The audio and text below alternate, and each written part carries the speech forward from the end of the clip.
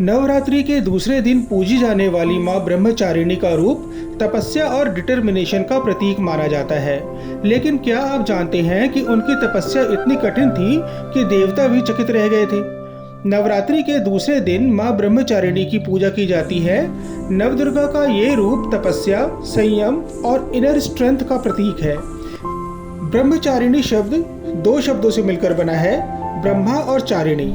यहाँ ब्रह्मा का अर्थ है परम सत्य या अल्टीमेट नॉलेज और चारिणी का अर्थ है उस पथ पर चलने वाली। पुराणों के अनुसार माँ ब्रह्मचारिणी वही रूप है जब माँ पार्वती ने भगवान शिव को प्राप्त करने के लिए कठोर तपस्या की थी।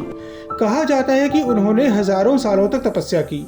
कई वर्षों तक उन्होंने फल और फूल पर जीवन बिताया, फिर सिर्फ पत्तों पर जीवन बिताया और एक समय ऐसा भी आया जब उन्होंने पत्ते खाना भी छोड़ दिया।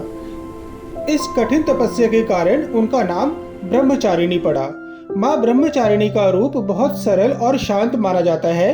उनके एक हाथ में जाप माला और दूसरे हाथ में कमंडल होता है। उनका रूप तपस्या और शुद्ध जीवन का प्रतीक है। जाप माला का मतलब है ध्यान और स्पिरिचुअल डिसिप्लिन। ये हमें बताती है कि मन को शांत और फोकस रखना ही स्पिरिचुअल ग्रोथ की पहली सीढ़ी है। कमंडल का अर्थ है सिंप्लिसिटी और सेल्फ कंट्रोल। ये हमें याद दिलाता है कि असली शक्ति बाहरी चीज़ों में नहीं बल्कि अंदर की शांति में होती है।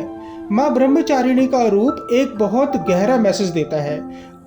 आज के समय में हर कोई जल्दी सक्सेस चाहता है, लेकिन ये रूप हमें सिखाता है कि किसी भी बड़े लक्ष्य को प्राप्त करने के लिए पेशेंस और डेडिकेशन ज़रूरी है। अगर हम इसे मॉडर्न लाइफ से जोड़कर देखें तो माँ ब्रह्मचारिणी का मैसेज बहुत क्लियर है। सक्सेस सिर्फ टैलेंट से नहीं मिलती, सक्सेस मिलती है डिसिप्लिन, पेशेंस और कंसिस्टेंट एफर्ट से। जो व्यक्ति अपने गोल के लिए लगातार मेहनत करता है वही अंत में सफल होता है।